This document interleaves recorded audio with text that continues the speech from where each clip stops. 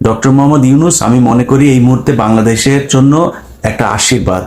অনেকের কাছে মনে হয় যে হচ্ছে এই কিছুদিন মানুষ শুনছে যে ডক্টর মোহাম্মদ ইউনূস নাকি আপনার সুদ খায়, আর বাংলাদেশের সব হচ্ছে সাহাবিরা। এই সাহাবিরা কেউ সুদমুদ কিছু খায় না, ঘুষমুষ কিছু খায় না, ব্যাংকে টাকা রাখেও না, ব্যাংকের মানে এই হলো সুদখোর বিশাল আকারে। ডক্টর মোহাম্মদ ইউনূস কি করে কি না করে আমার জানার দরকার নেই। ডক্টর ইউনূসকে দিয়ে এখন বাংলাদেশের যে পরিস্থিতি এইটাকে সামলানোর জন্য এর চাইতে পারফেক্ট আর কেউ নাই। সেনাবাহিনী একদম আমাদের যে স্বপ্নের সেনাবাহিনী ঠিক সেই আচরণই করছে।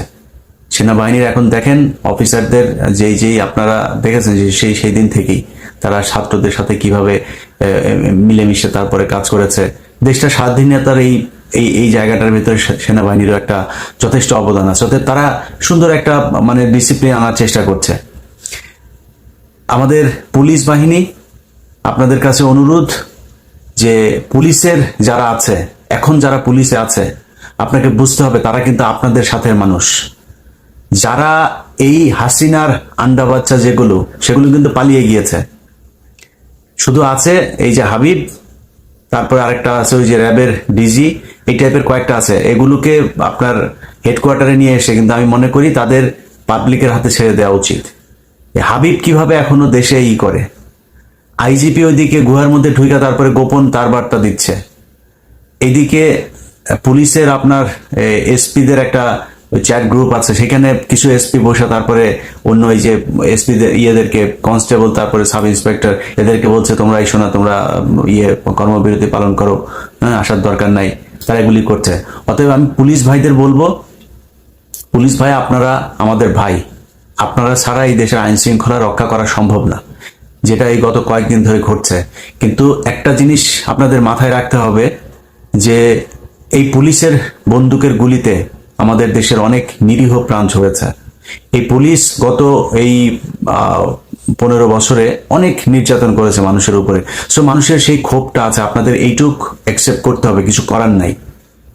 এটা মেনে নিয়ে আপনাদেরকে কাজ করতে হবে, কিছুটা ঝুঁকি থাকবে।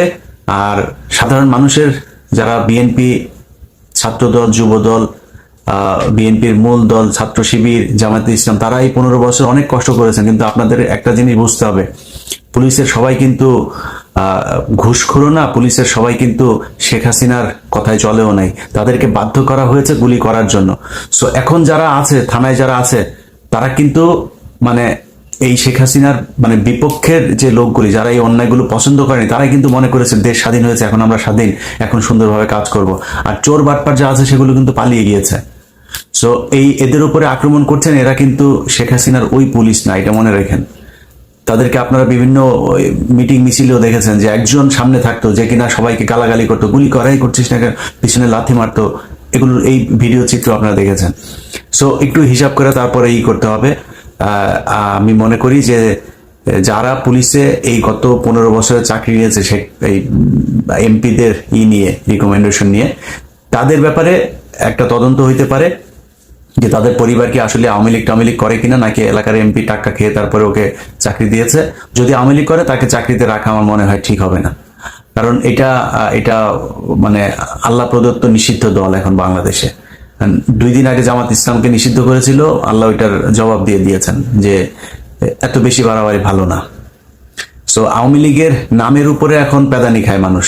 আজকে আপনারা একটা ছাত্রলীগের এক নেত্রীকে দেখেছেন নরসিংদীতে কিভাবে ন্যাংটা করে তারপরে পেটাইছে। সো এগুলো এই যে এগুলো তো তাদের যে কৃতকর্ম সেটার ফল। এটা আপনি সবকিছু আপনি চাইলেও করতে পারবেন। আমি ব্যক্তিগতভাবে যদিও এই যে আওয়ামী লীগের লোকজন পাইলে এইভাবে পেটানো কোপানো, এটা আমি পছন্দ করি না, এটা আমি সাপোর্ট করি না।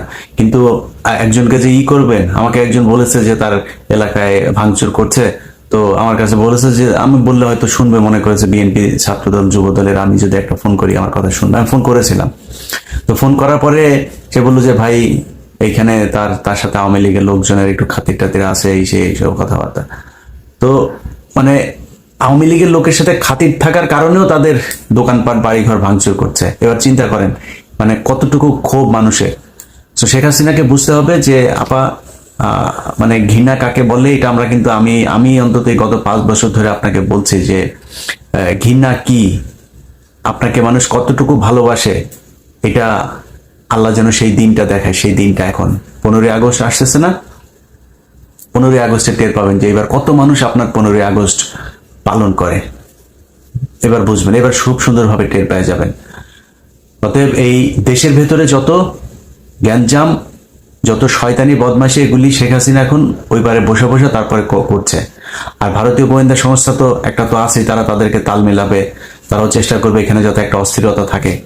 সো আমি মনে করি সেনাবাহিনীর ভেতরেও যে ধরনের রদবদল হয়েছে, হওয়ার পরে এখন একটা সুন্দর জায়গায় এসছে। সেনাবাহিনী ছাড়া আসলে বাংলাদেশের মানুষের আর কেউ নাই। মানে আল্লাহর পরে দুনিয়ায় যদি নাকি মানে কারোর প্রতি কাছে যদি যায়, যদি কেউ মানে শেষ একটা ভরসার জায়গা যেটা বলে, সেই জায়গাটা কিন্তু সেনাবাহিনী।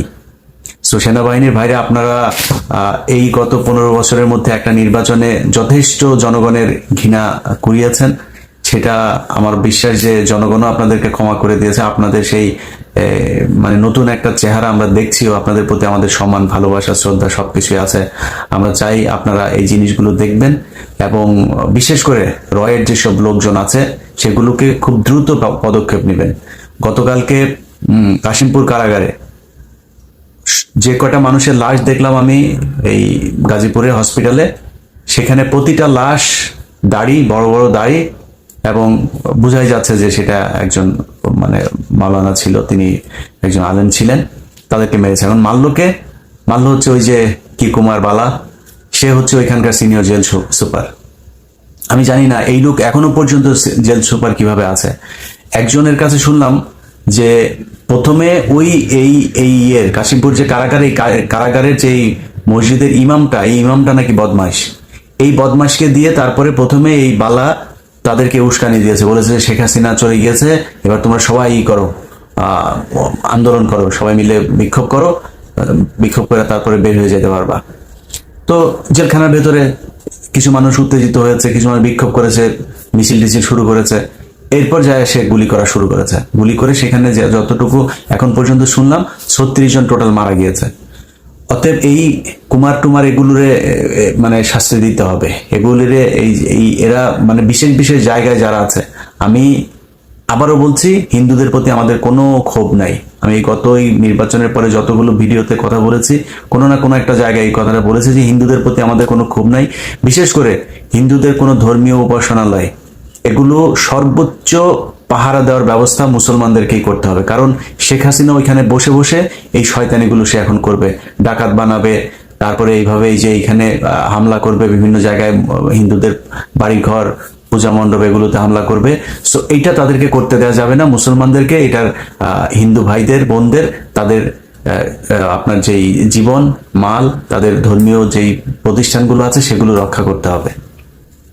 কারণ শেখ হাসিনা যেই মানে সমস্যা তৈরি করতে চাচ্ছে, সেই সমস্যার সমাধান কিন্তু এখন আপনাদেরকেই করতে হবে। পুলিশ কর্মবিরতিতে আছে, আমি পুলিশের ভাইদেরকেও বলবো যে আপনারা কর্মবিরতি থেকে চলে আসেন এবং জিনিসটা বুঝান। আপনারা যে 11 দফা থেকে শুরু করে বিভিন্ন করছেন, এটা মানুষকে বুঝাইতে হবে। মিডিয়াকে কাজে লাগিয়ে আপনাদের এই বার্তাটা মানুষের মধ্যে পৌঁছাইতে হবে যে আপনাদের অফিসারদের কারণে এই অফিসাররা এইভাবে আমাদেরকে বাধ্য করেছে, এইভাবে আপনাদের বুকে গুলি চালাতে।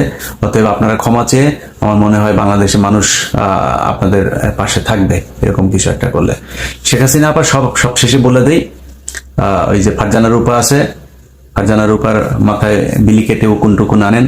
ফারজানা রূপারও বলেন আপনার উপরে নিচে চুল যেখানে যেখানে আছে ওইখানে বিলি টিলি কেটে উকুন টুকুন আনতে। হ্যাঁ, এছাড়া আপাতত 2-4-20 বছরের মধ্যে বাংলাদেশের দিকে তাকানোর দরকার নেই। হ্যাঁ, রাজনীতি করবা, তোমার ছেলে আজকে বললো তুমি রাজনীতি করবা, আসো বাংলাদেশে রাজনীতি করতে। হ্যাঁ, রাজনীতি বাংলাদেশের মানুষ তোমারে করতে দিবে। এখানে বসে শয়তানি, তোরে তো শয়তান তোর কাছে বুদ্ধি নিয়ে যায় অন্যান্য জায়গায় শয়তানি কেন করা লাগবে, এটা করার জন্য। শয়তানের ওই বলে না, শয়তান করে অস্ত্র দেয়, তারপরে ওই যে বুদ্ধি দেয়। তোর বুদ্ধি শয়তানের কাছ থেকে লাগে না, তোর বুদ্ধি শয়তানের চাইতেও বেশি। শয়তান তোর কাছে এসে বুদ্ধি নিয়ে যায়, আমার যা ধারণা।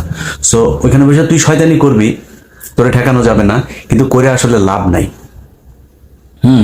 এতদিন ধরে যে পশ্চিমাদেরকে বুঝাইছিস যে আলেমদেরকে করার জন্য, আলেমদের বিরুদ্ধে করছিস, আল্লাহর বিরুদ্ধে যুদ্ধ ঘোষণা করছিস না, এখন দেখ তোরে কেউ জায়গা দেয় না, সবাই লাথি মারে। ভারত থেকে লাথি মারে, যুক্তরাষ্ট্র থেকে যুক্তরাজ্য, এখন তোর যায় সেই মুসলমান দেশে যা চাইতে হয়। আরব আমিরাত, সৌদি আরবে তুই এখন চাচ্ছিস তোর জায়গা দেওয়ার জন্য, সেখানে আমার বিশ্বাস জায়গা হবে না।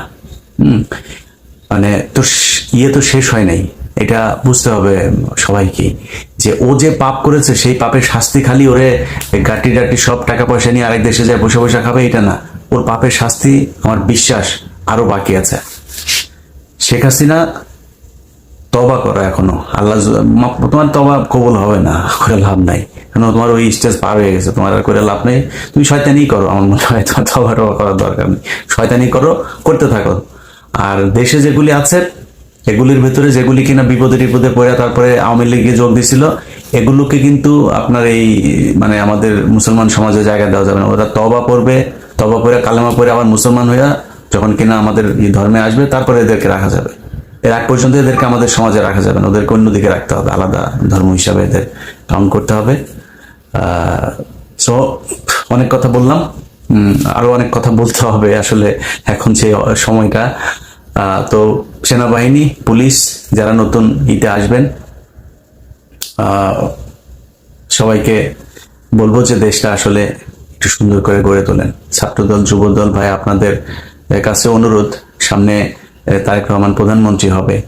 সো আপনারা, এটা আপনাদের দেশ, আপনাদেরকে চালাইতে হবে, আপনাদেরও অনেক দায়িত্বশীল আচরণ করা দরকার।